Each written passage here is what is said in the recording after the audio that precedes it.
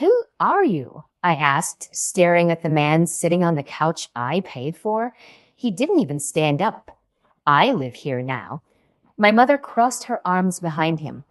Honey, you weren't supposed to come today. I stood there holding my breath, realizing something was very wrong. My name is Danielle Carter, and I'm 34 years old. I work as a construction project manager. In my family, that already made me the odd one. Everyone else worked in our small retail store downtown. My parents always expected me to join the business, but I wanted something different. I liked building things, real things, houses, offices, places people could stand in and feel proud of. Growing up, I was the responsible one. If a bill was late, I figured out how to help. If something broke in the house, I fixed it. I was the daughter who stayed late and solved problems quietly. My younger brother was different. He was the one they always praised. When he made mistakes, they laughed it off. When I succeeded, they nodded and changed the subject. Still, I loved them. That's why I spent 3 years planning something special. I secretly designed and built a lake house for their 40th anniversary. I handled the permits, the contractors, the materials. Every beam and window was chosen carefully. The total cost reached $325,000. Most of it came from my savings and work bonuses. I imagined their faces when they walked inside. I thought maybe, just once, they would see me differently. I wasn't rich or glamorous, but I knew how to build something solid, and I believed my family would finally see me. If you've ever worked twice as hard just to be noticed, hit subscribe. I want to hear your story in the comments. And if you've ever surprised someone who didn't appreciate it, click hype. Now, let me tell you what happened next. The day everything fell apart started quietly. I drove to the lake house early that morning with a basket of gifts and a spare key. The road smelled like wet pine trees after the rain. I felt nervous, but excited. Then I saw a car in the driveway. It wasn't my parents' car. It wasn't my brother's either. The lights were on inside the house. My stomach tightened. Maybe someone broke in, I thought. I walked to the door and unlocked it. The hinges creaked softly. When I stepped inside, the living room smelled like fresh coffee and leather furniture. A middle-aged man sat on the couch.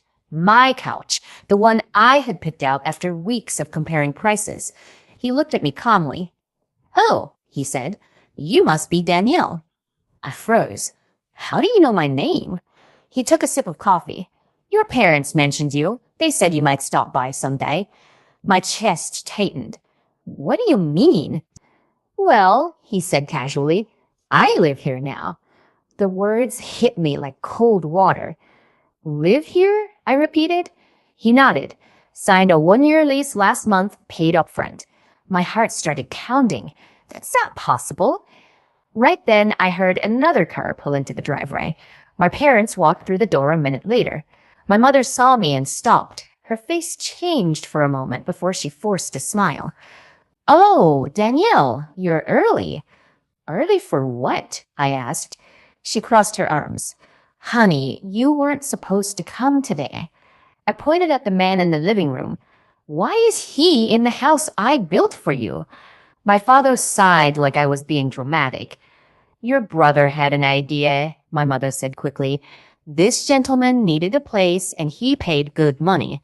My mind spun. "You rented it out?" My brother walked in behind them, grinning.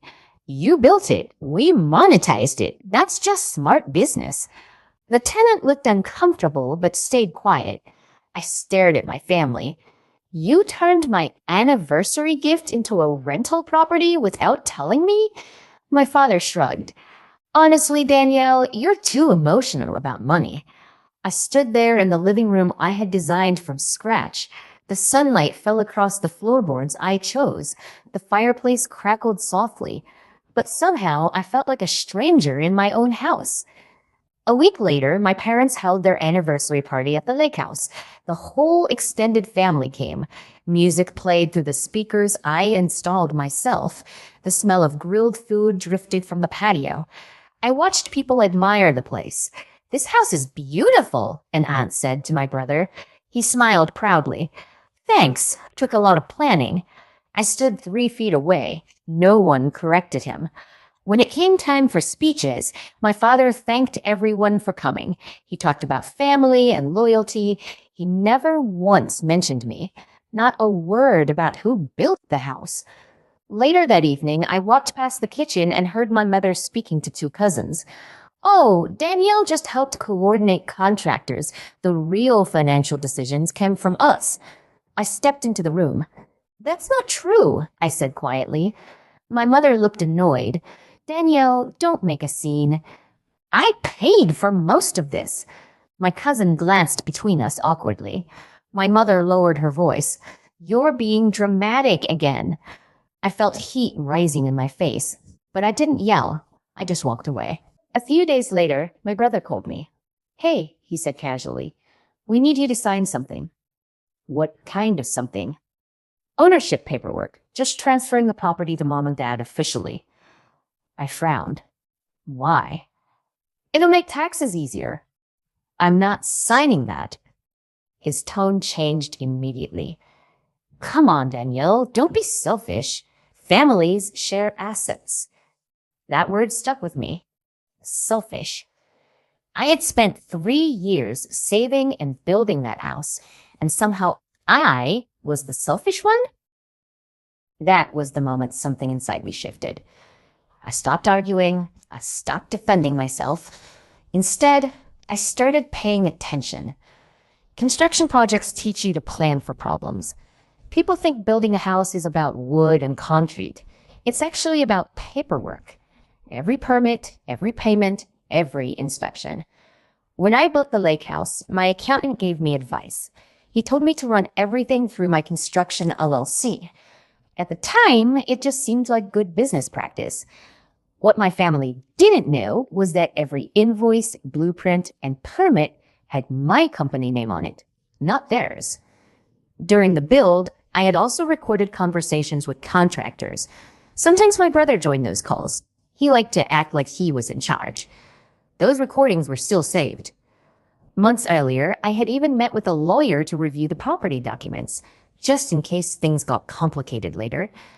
My family believed I was naive and emotional, but construction teaches one important rule: never build without documentation. They thought I handed them a house. In reality, I handed them a situation they couldn't control.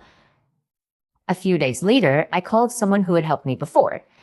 Mr. Harlan was an old family lawyer. He handled some of my early contracts when I started my business. We met in his office. The room smelled like old paper and polished wood. He adjusted his glasses and read through the document slowly. After 20 minutes, he looked up. Well, he said, this is very clear. What do you mean? You own the property. Completely. I leaned forward. Even with them living there? Legally, yes. The property belongs to your LLC. And the lease my brother gave that tenant? Mr. Harlan shook his head. Your brother had no authority to rent it out. Meanwhile, my family grew more confident.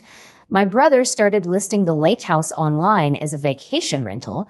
My parents bragged about their investment property to relatives. I watched quietly. Mr. Harlan gave me one piece of advice. Let them build their story first, he said calmly. Then we'll show the truth. So I waited. Finally, I invited my parents and brother to a meeting at the lawyer's office. I told it was about tax paperwork.